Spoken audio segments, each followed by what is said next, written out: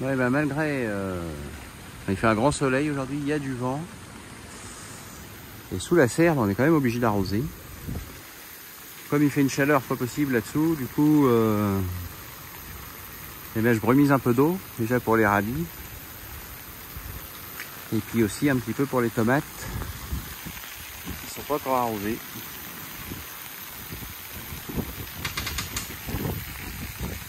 Les radis, en fait, ils sont fanés, ils manquent pas d'eau, mais enfin si, ils manquent un peu d'eau, mais ils sont carrément fanés, quoi. Turqués avec la chaleur qui fait d'un coup là.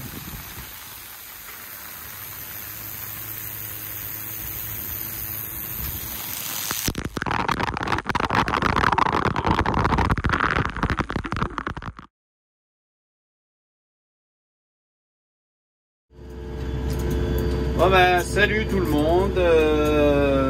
Ce matin, on est en train de préparer de la terre. Enfin, ce matin, il est 11h. Je suis en train de préparer de la terre pour essayer de semer des betteraves rouges parce que j'en ai pas encore fait. Et je commence à m'inquiéter. J'aime bien les faire de bonne heure, surtout les crapaudines. Ça met un petit peu de temps à pousser. Donc là, je reprends du labour qui a été rincé et tout par la pluie. J'avais prévu passer un coup de canadien hier, des chômeurs, mais cette nuit il rannonçait de l'eau, même hier soir il tombait des gouttes, alors du coup je l'ai pas fait. Et bon alors je roule pas très vite, je suis à 1 km/h 7. Je suis à 1 km/h 7, d'habitude je suis plutôt à presque 3. Là je roule tranquille pour faire quand même un bon boulot. Donc ça travaille pas trop mal et puis derrière ça blanchit bien, donc ça fait un super boulot quand même. Et puis ça travaille assez en profondeur, donc voilà. Et puis après on va semer donc des betteraves. J'ai travaillé aussi de la terre pour faire des épinards et refaire aussi des petits pois. Parce que les petits pois, j'ai fait une première partie qui était un petit peu tendue. J'ai pas tout misé sur sur la première partie. Comme c'était humide, j'ai dit voilà, tous les coups les graines ils vont pourrir. Maintenant on n'a plus de graines traitées ni rien, donc ça bon voilà. Donc j'ai pas tout mis mes œufs dans le même panier, sinon je vais obligé de racheter des graines. Donc j'avais fait une première partie qui est bien levée, qui sont beaux.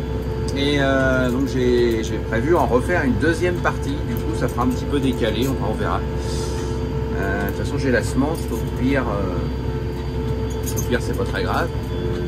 Donc voilà le boulot. Bon, évidemment je fais ça avec le GPS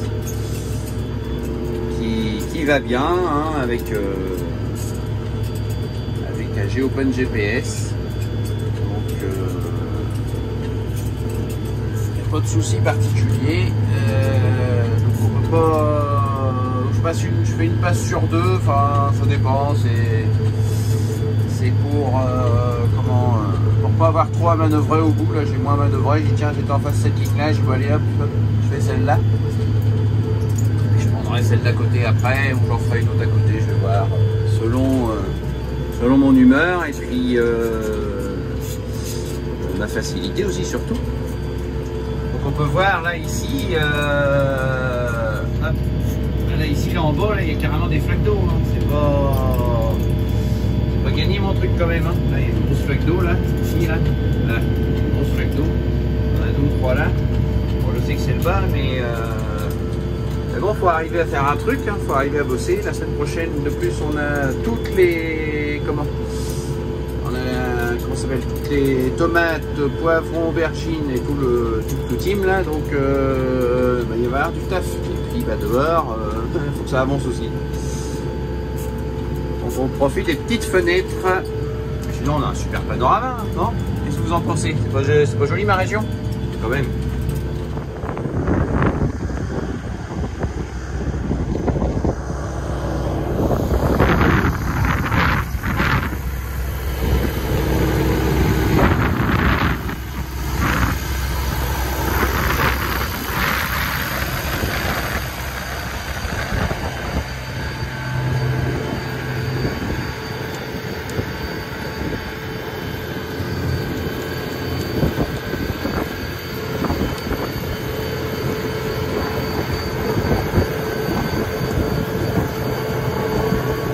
et ben allez, c'est parti, semis d'épinards.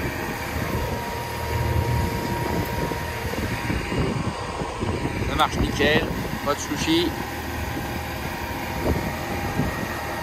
C'est le tracteur qui conduit, on a l'habitude maintenant. Et voilà.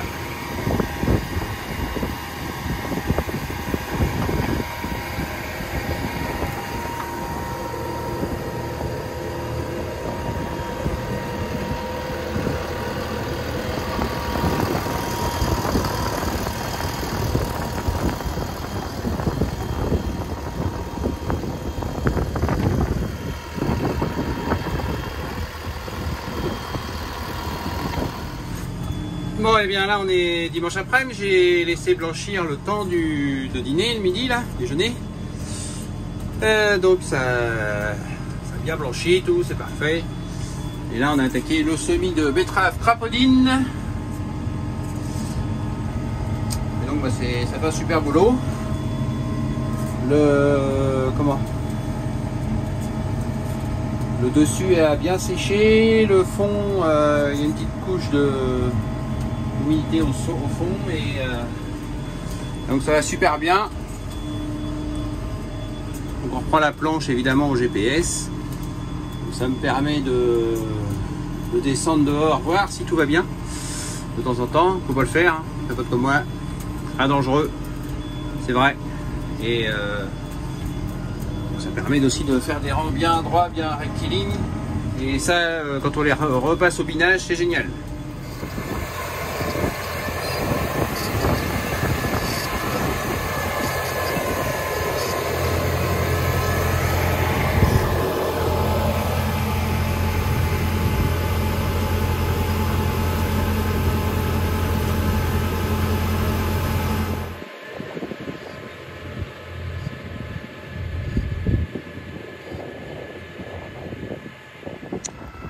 Ouais, bien là on avait fait des crapaudines.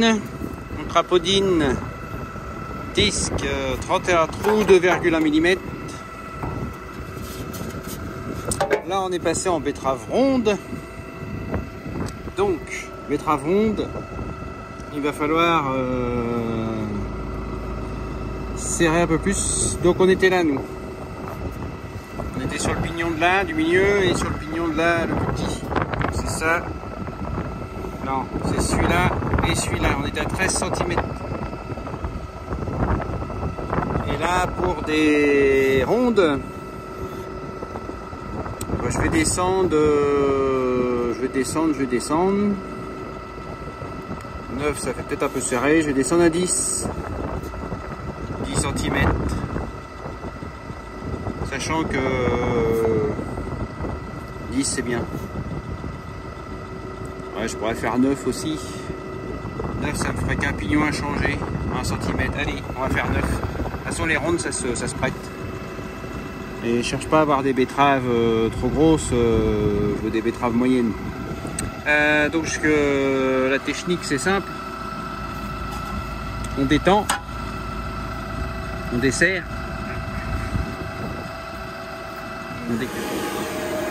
On va régler les sélecteurs.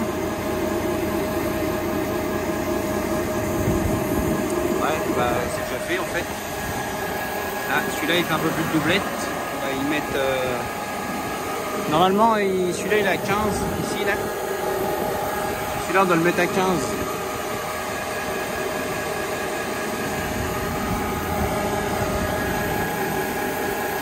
Voilà, c'est bon. Et puis bah, celui-là il doit être à 15, donc ça doit être aussi. Voilà. Alors ça c'est un gros avantage ça. Ça c'est un gros avantage. Pourquoi? Parce que bah, comme le semoir à la base c'est un semoir à maïs qui tourne à la prise de force, 540 tours.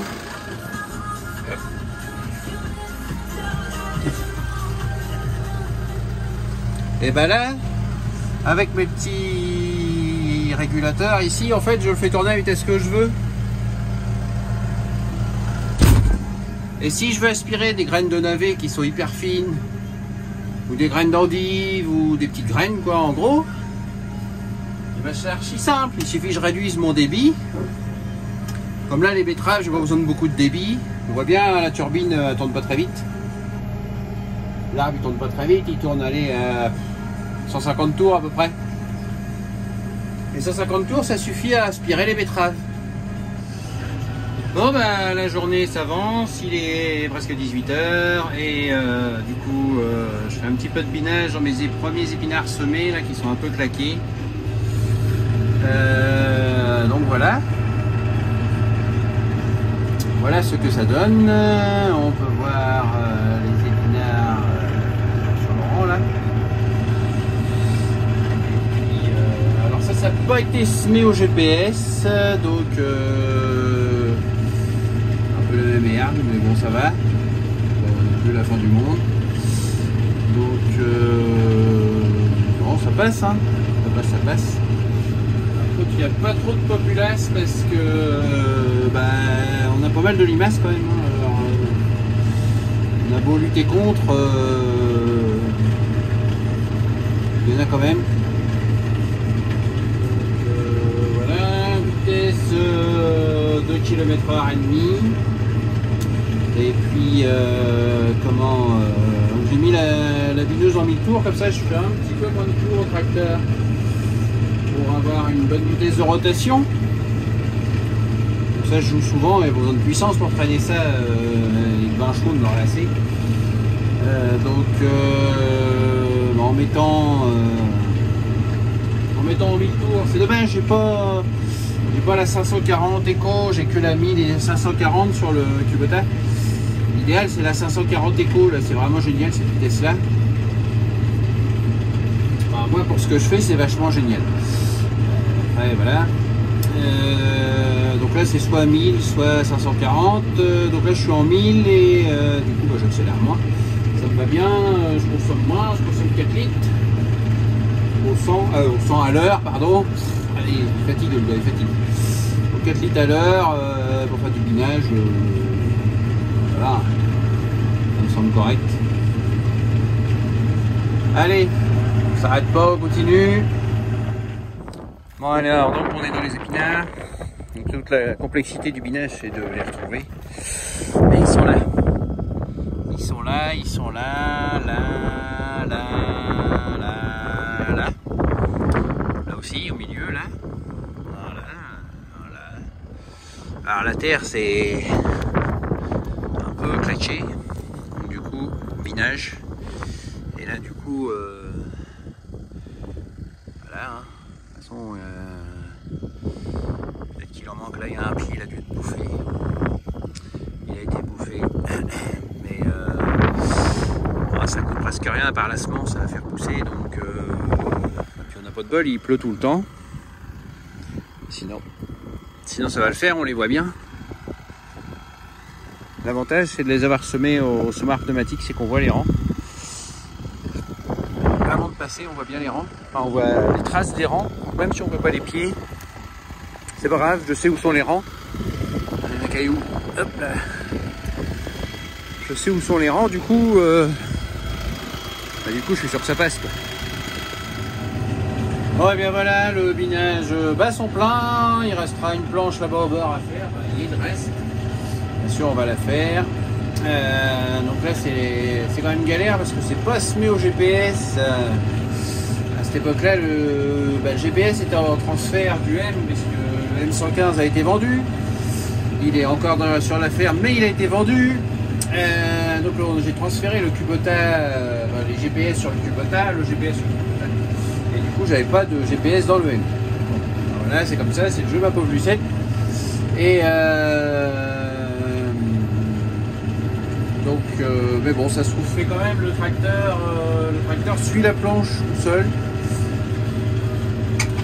Vu que les planches sont un petit peu bombées, en fait, ça le guide, ça l'auto-guide tout seul. Bon, c'est pas l'idéal, hein. J'ai avoir mal au cou ce soir, mais bon, ça va, il n'y en a pas 50 hectares non plus. D'ailleurs, je réfléchis à une prochaine innovation.